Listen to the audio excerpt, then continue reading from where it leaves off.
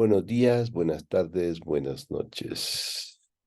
Hoy vamos a compartir una experiencia que me han solicitado varias personas cuando platicamos que dedicamos a la inteligencia artificial generativa. Todos están maravillados por los grandes adelantos que se pueden hacer usando los sistemas de preguntas y respuestas como ChatGPT, BAR y todas ellas hoy y en todas las noticias que aparecen, aplicaciones en la música que se pueden generar canciones, aplicaciones en el cine que se pueden generar guiones, aplicaciones en la medicina que se puede analizar estatus de salud con tecnología de inteligencia artificial y todos los ámbitos del conocimiento tienen algo que hablar de inteligencia artificial. Y cuando platicamos todo esto, pues la gente dice, pues yo también yo quiero hacer en las empresas, los corporativos, las instituciones públicas que tienen sus departamentos contables y sobre todo legales, que tienen muchos documentos de fiscalización, de cuestiones legales, de contratos, etcétera. Todo esto pues quisieran aplicar inteligencia artificial para que todos por ejemplo, una institución pública que tenga contratos, que tenga acciones con diferentes empresas, pues tiene litigios, tiene documentos legales firmados con firmas autógrafos, o tiene pues necesidad de saber la normativa en el mundo fiscal, contable, puesto. Entonces, todos me dicen, sí, pero ¿cómo? Yo ya estoy convencido, no quiero que me platiques para qué sirve. Quiero sacarle valor con los datos de mi empresa, con los datos que yo tengo acumulados y que yo genero. Y una cosa importantísima a entender, la inteligencia artificial no va a generar nuevos valores de datos, nuevas estructuras, sino simplemente empieza aplicando la metodología. Dime qué tienes y con eso que tienes voy a ver qué puedo hacer de inteligencia artificial generativa. Entonces, lo primero que hay que saber es, si yo recibo un PDF generado, que son generalmente, y vamos a hacer un ejemplo muy sencillo de las leyes fiscales, las leyes federales que se obtienen del sitio de la Cámara de Diputados o cualquier tipo de documento, ¿cómo eso lo podemos aprovechar en inteligencia artificial generativa? Quiere decir que primero tenemos que guardar el archivo. Por ejemplo, el primero que hay que guardar siempre es la Constitución Política de los Estados Mexicanos. Una vez que tenemos la Constitución Política, tenemos que ver qué hacemos, cuál es el proceso. Y ese proceso es analizar las leyes. ¿Cómo? Con la primera versión, que es recibir el PDF. Después, ¿qué tenemos que ir haciendo? Pues tenemos que extraer el contenido completo, generar un archivo, tiene el archivo del contenido completo, generar las oraciones y generar un JSON, porque es más fácil su estructura. Y teniendo el JSON después, ¿qué tenemos que hacer? Agarrar ese JSON que tiene las oraciones del, del objeto de negocio, que es el archivo Constitución Política de los Estados Unidos Mexicanos, para después meter esas oraciones en vectores, un vector por cada oración, y al último tener todas las oraciones con sus vectores y guardarlos en una estructura permanente para después hacer consultas. Esa estructura permanente tenemos que guardar los vectores y tenemos que guardar el texto asociado a los vectores. Esas son las nuevas estructuras que se llaman bases de datos vectoriales. Entonces vamos a arrancar, ¿no? Entonces, como siempre, para poder entender una metodología hay que hacer modelos de operación acotados que se llaman pruebas de concepto, y hoy vamos a hacer una muy sencilla que es cómo recibe un archivo, PDF grande, ¿sí? Entonces, lo primero que tenemos que tener es las bibliotecas necesarias, porque esto se hace con muchas bibliotecas existentes, y una de las grandes sabidurías de los proyectos es no inventar el agua tibia, usar lo que otros han hecho. Entonces, lo que vamos a hacer, y vamos a empezar entonces a, como le estaba diciendo, meter las bibliotecas, una biblioteca muy importante, es para analizar las oraciones, se llama Stanza, que aquí estamos cargando la biblioteca Stanza en su versión en español. Después vamos a cargar, por ejemplo, un directorio donde podemos leer, y el directorio que vamos a cargar es el directorio de legislación federal, que son las leyes federales vigentes. Todo eso lo obtuvimos del sitio de la Cámara de Diputados, como ahorita se los muestro, que voy a acceder a ese sitio. Entonces, ese sitio, como ustedes ven ahorita, es la Cámara de Diputados y tiene una versión para descargar completamente todas las leyes, que pesan cerca de 800 megas para tener las leyes vigentes y no vigentes, ¿no? Aquí se descargan, eso ya lo realizamos, y después los guardamos en un directorio donde pusimos todo, y el directorio que dice, dice leyes federales, legislación federal, son solo las vigentes, y las demás son las leyes federales son más de 2000, pero están las no vigentes, la historia, eso ahorita no es relevante. Entonces, cargamos ese directorio, tiene, como ustedes lo van a observar, un conjunto de 315 archivos, leyes entre leyes, reglamentos federales. Entonces tenemos muchas, ¿no? Ley federal de amnistía, de autoridad republicana, Código Fiscal de la Federación, es el 187, y así varias, ¿no?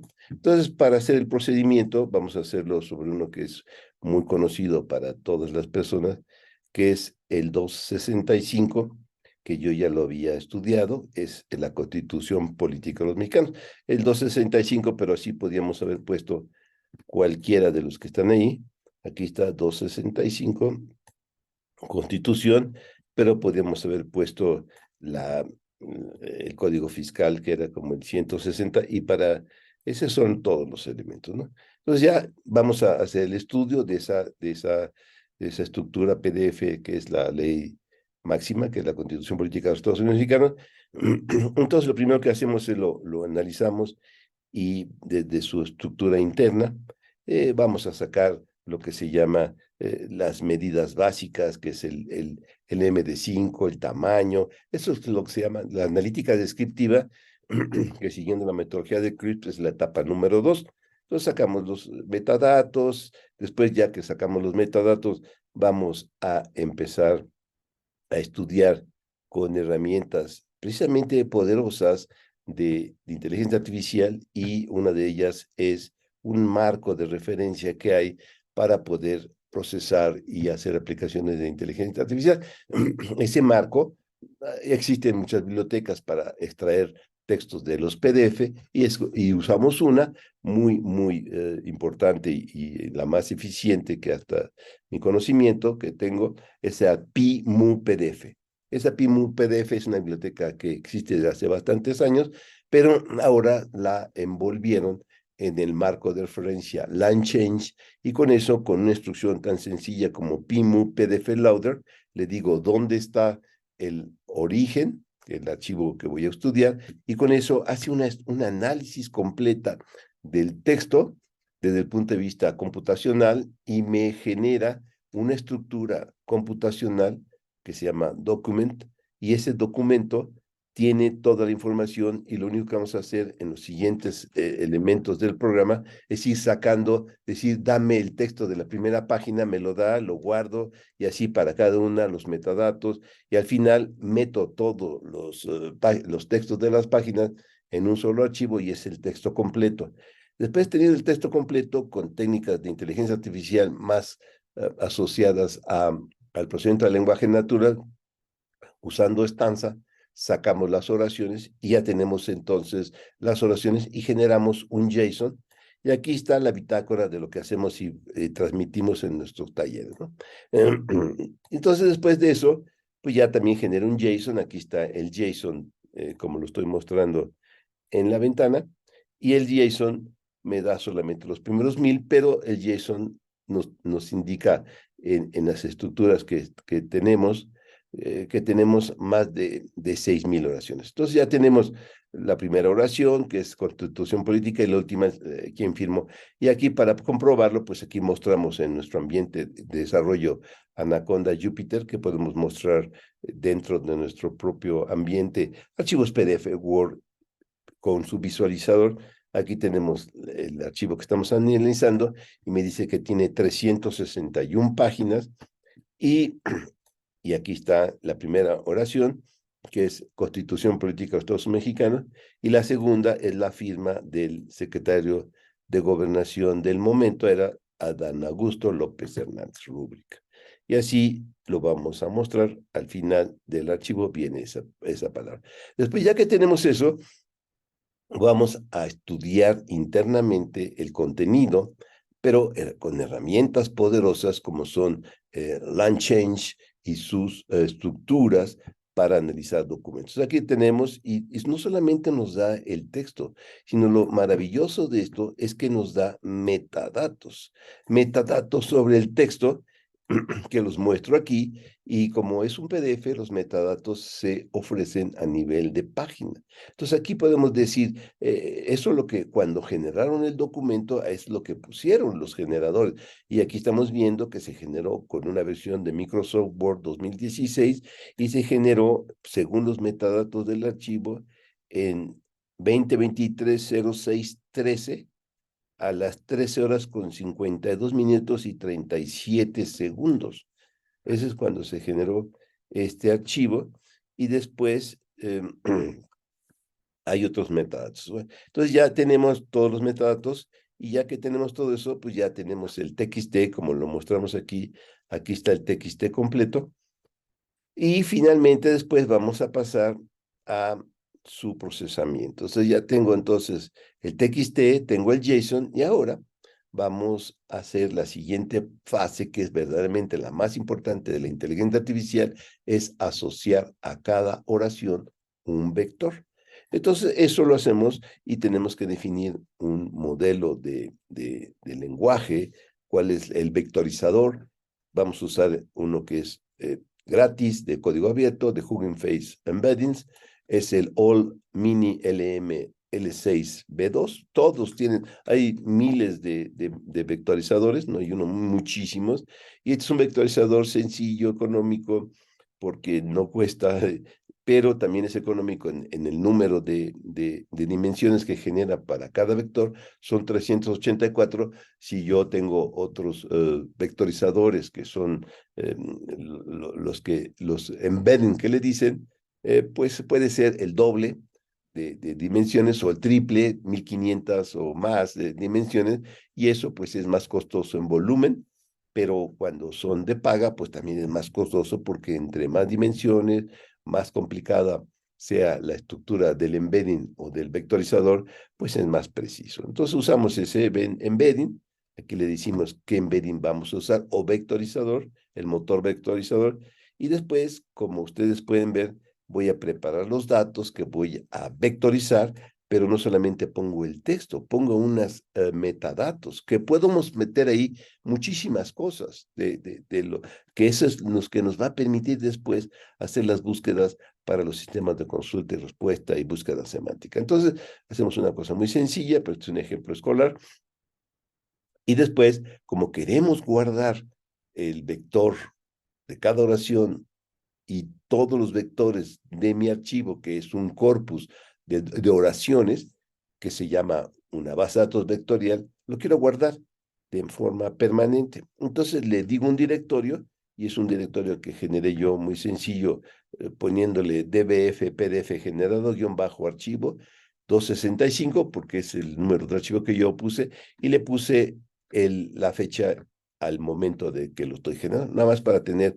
cada vez que genero esto, porque son pruebas, una base de datos diferentes, porque si no, después tendríamos problemas, porque las colecciones necesitan que los registros tengan llave única. Entonces, ya que lo tengo, genero mi base de datos vectorial y ya después le digo, ya está habilitada, y ya después con eso le digo, mete por favor todos mis documentos con sus metadatos correspondientes, y como ustedes pueden ver, todo ese proceso de la inserción tardó 1 minuto 47 segundos. Póngale 2 minutos. 2 minutos. Meter todos los vectores a la base de datos vectorial y ya tengo mi base de datos real en un espacio del disco duro. Y aquí le pregunté cuántos colecciones, porque aquí se hizo la astucia de meter cada oración como una colección, y tengo 6.329 colecciones, que quiere decir 6.329 oraciones. Ya lo guardo y ya está guardado, ahorita lo tengo, y después ya puedo hacer preguntas sencillas, un sistema de preguntas y respuestas súper sencillo, con oraciones genéricas. Por ejemplo, le puedo decir cuáles son los temas de educación indígena. Así y búscame las 6.300, pongámosle más de 6.000 oraciones, cuáles son las oraciones que se parecen más a la que estoy ofreciendo. Hay muchas técnicas de búsqueda, es como hacer un SQL. Hay muchas formas de hacer SQLs y la base de datos vectorial es similar a una base de datos de registros con tablas. ¿Y cuántos diferentes queries puedo hacer? Muchísimos. Entonces, igual, ¿cuántas diferentes formas tengo de preguntarle a mi base de datos vectorial? Muchísimas. Entonces, hay muchas formas. Entonces, aquí le pregunto una muy sencilla y dame los 10 primeros de esa pregunta por similitud semántica, y aquí me los dice y ya me va dando. Ahorita no voy a hacer mucho énfasis en el sistema de consulta, que lo vamos a hacer en otros momentos, pero me dice que la oración 173 tiene también elemento, la 169, la 142, etcétera, y así. Estas son las 10 primeras. No estoy diciendo cuál es el grado de similitud, simplemente me sacó las 10 con el mayor número, pero no me está diciendo cuáles. Y lo interesante es entonces ver cómo está funcionando esto. Pues un sistema de preguntas y respuestas es preguntarle a la base de datos vectorial y después usarle una pregunta query y después sacar, según las técnicas que yo quiera, de los vectores K más cercanos, etcétera. Pues son técnicas matemáticas que en otro momento lo platicaremos, y así podemos hacer muchas búsquedas. Por ejemplo, esta es otra búsqueda que me dice a la respuesta la educación, toda la educación que el Estado imparta sea gratuita. Esta es una. Y la otra me dice, las personas que integran la junta directiva, etcétera. Son elementos que nos dicen, ¿no? Entonces, de esta forma, podemos hacer elementos. Y después aquí puedo sacar cuáles son los metadatos, y si en los metadatos tuviera otras palabras clave o otros elementos, sería muchísimo más preciso. Y aquí es la idea de cómo se hace. Este es un sistema de preguntas y respuestas exactamente al estilo de ChatGPT, BART, todo eso, aunque la diferencia es que ellos tienen atrás lo que se llama un modelo de lenguaje con todos los datos del universo, que son los LLM que ellos construyeron, que tardaron mucho tiempo en procesamiento, pero aquí es una cosa muy sencilla, es todos los archivos que tenemos nosotros en nuestra empresa, los podemos guardar en una bóveda y después hacer uso de esa bóveda. Y ya después, otro día, ya guardé esto, ya lo guardo, aquí en la siguiente línea, pues muestro cómo esa bóveda que guardé, que está guardada en otro día, en otra máquina que se generaron todas las bóvedas, todos los bases de datos, ya puedo usarla y después ya hacer sistemas de preguntas y respuestas. Pues esto es todo el mecanismo. Ahorita lo quise hacer con un solo archivo, y como ustedes pueden ver, el procesamiento completo de toda mi información tardó 64 segundos en hacer todo esto. Y así lo vamos a hacer para muchos. Y eso es lo que tenemos que hacer para cada uno de los archivos, y teniendo las bóvedas, teniendo las bases de datos vectoriales de todo nuestro contenido, ya la siguiente fase, que vamos a hacer un pequeño ejemplo, es cómo hago mi sistema de preguntas y respuestas, pero ¿a quién se la voy a hacer? A mis bóvedas, que esos son, pongámosle de manera muy alegórica, nuestro LLM, pero con nuestros datos. Y eso es el secreto de toda la inteligencia artificial, porque si yo le pongo todo el conocimiento médico, es como si tuviera a todos los médicos a mi alcance con preguntas, y yo le puedo preguntar a mis médicos, que todos son expertos, un otorrino, señor otorrino, cuáles son los medicamentos más adecuados para una rinusitis aguda extrema tipo Z47. pues va a decir esto con esta posología, porque eso es el conocimiento que aprendió. Esto es lo maravilloso, que esta tecnología puede usarse para lo que quiera, siempre y cuando tenga los datos. Y eso es lo que vamos a mostrar y compartimos en nuestros talleres, el cómo y hacemos estas técnicas.